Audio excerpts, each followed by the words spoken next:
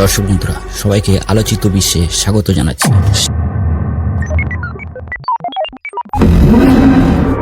আবারও বিমান দুর্ঘটনা, কাজাখস্তানের পর এবার দক্ষিণ কোরিয়া।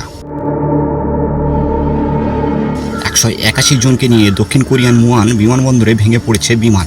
179 জনের মৃত্যুর খবর পাওয়া গিয়েছে বলে জানা যাচ্ছে। মাটি ছোঁয়ার ঠিক আগে রানওয়ের ওপরেই বিমানের নিয়ন্ত্রণ হারান পাইলট। দেওয়ালের সঙ্গে ধাক্কা খেয়ে মুহূর্তে তাতে আগুন ধরে যায়। দক্ষিণ কোরিয়ার সংবাদ মাধ্যমকে উল্লেখ করে এই খবর জানিয়েছে সংবাদ সংস্থা রয়টার্স। মোট 2 জনকে গুরুতর জখম অবস্থায় বিমানের ধ্বংসাবশেষ থেকে উদ্ধার করা সম্ভব হয়েছে। তারা 2 জনেরই বিমান কর্মী।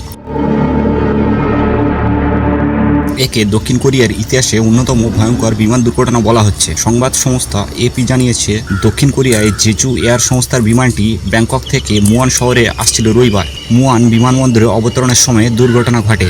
বিমানের আগুন নেভানো হয়েছে। সমাজ মাধ্যমে ছড়িয়ে পড়া কিছু ছবি এবং ভিডিও দেখা গিয়েছে। মুয়ান দুর্ঘটনার পর জরুরি ভিত্তিতে বৈঠকে বসছে দক্ষিণ কোরিয়ার সরকার। ঘটনাস্থলে পৌঁছেছেন দেশের প্রেসিডেন্ট। কিভাবে দুর্ঘটনা ঘটছে দক্ষিণ কোরিয়ার জরুরি বিভাগ তার কারণ খতিয়ে দেখছে বলে মনে করা হচ্ছে।